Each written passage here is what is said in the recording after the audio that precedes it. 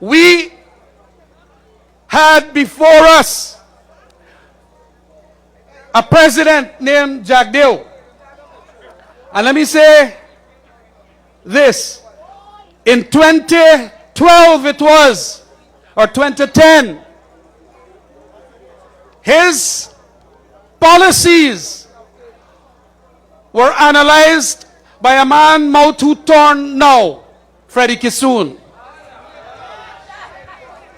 Freddie Kissoon called him an ideological racist. You remember that? And Jagdeo sued him. I was his lawyer. I was the lawyer for Freddie Kissoon. And Freddie Kissoon came to me for legal advice. And I said, that's a serious description. He said, I'm going to prove it. And Freddie wrote a thesis and proved it. And in our defense to his defamation claim, we indicated that yes, indeed, he was.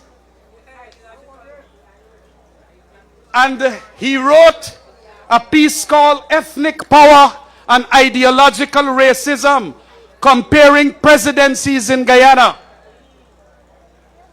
I went back into some files and I found the document recently.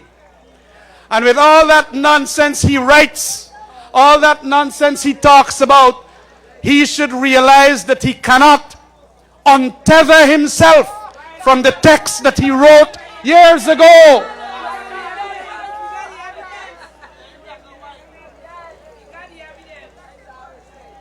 This is what he wrote.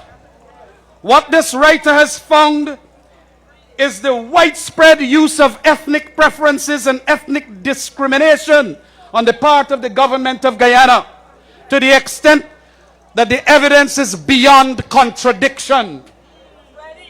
Freddie, in a country where two major ethnic groups dominate the social landscape, and where the public realms are more suited to African Guyanese because of sociological and educational evolutions, there is a relentless, almost frenetic process of African disappearance in all dimensions of substantial power. And this decrease is a result of governmental edicts, policies by the ruling elites, and the attitudes of Indian power brokers.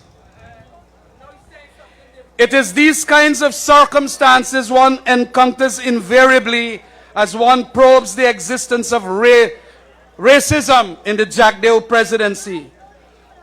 So ubiquitous are the signs, symbols, and realities of ethnic control and racial domination in Guyana that it is still an inexplicable or strange situation that the United Nations and the US government have not intervened as yet. And then he goes on, the perpetuation of racism is extensive and intensive in Guyana, in which an East Indian ruling class has shaped an East Indian hegemony that is almost complete. And then he goes on, because tonight I wanted to bring this to your attention, that Jagdeo, he was talking about then, when comparing presidencies, and he was comparing Hoyt, he was comparing Barnum, he was comparing Janet, Shetty, and so on. And that is what he wrote about here. And let me tell you, it is 65 powerful pages in which he listed how they dominated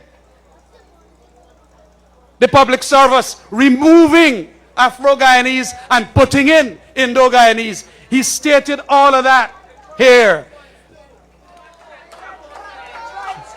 Said, this writer accepts the fact that ideological racism ends up hurting an entire ethnic community, and the end result is group hegemony. But the academic argument is the determinant. We have proven in this research that African Guyanese are badly discriminated upon. That was Freddie writing. And today, he is but an archduke of unprincipledom. He's a hypocrite.